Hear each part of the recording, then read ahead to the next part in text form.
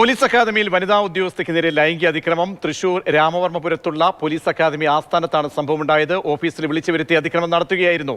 വിവരങ്ങളുമായി MS ലിഷോയി ചേരുന്നുണ്ട്. ലിഷോയി, വളരെ ഗുരുതരമായ ഒരു സംഭവത്തിൻ്റെ വിവരങ്ങളാണ് പുറത്തേക്ക് വരുന്നത്. എന്താണ് ഇതിൻ്റെ നിജസ്ഥിതി സംബന്ധിച്ച കാര്യങ്ങളൊക്കെ അന്വേഷിക്കുമ്പോൾ മനസ്സിലാകുന്നത്?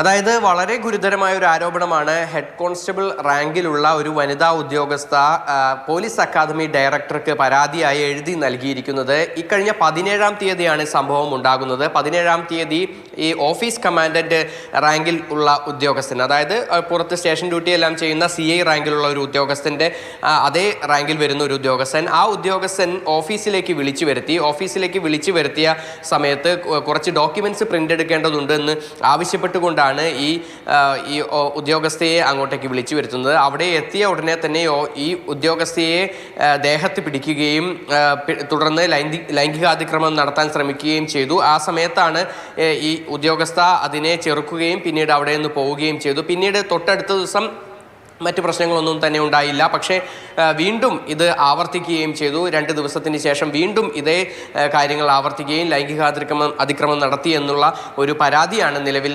ഉണ്ടായിരിക്കുന്നത്. പ്രേമൻ എന്ന് പറയുന്ന ഒരു ഈ ഉദ്യോഗസ്ഥനെതിരെയാണ് ഇപ്പോൾ പരാതി എഴുതി നൽകിയിരിക്കുന്നത്.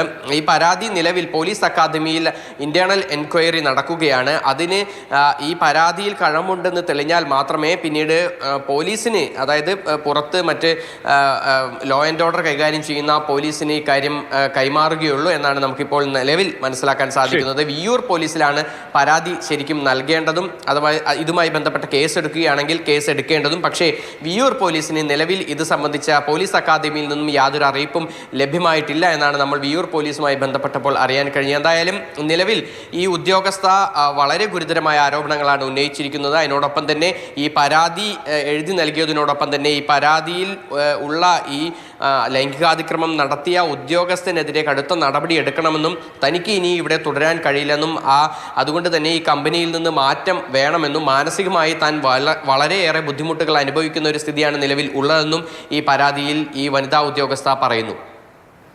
ശരി, MS ലിഷോയാണ് വിവരം നൽകിയത്. പോലീസ് അക്കാദമിയിലാണ് വനിതാ ഉദ്യോഗസ്ഥയ്ക്ക് നേരെ ലൈംഗിക അതിക്രമം ഉണ്ടായി എന്ന ഗുരുതര പരാതി ഉയരുന്നത്.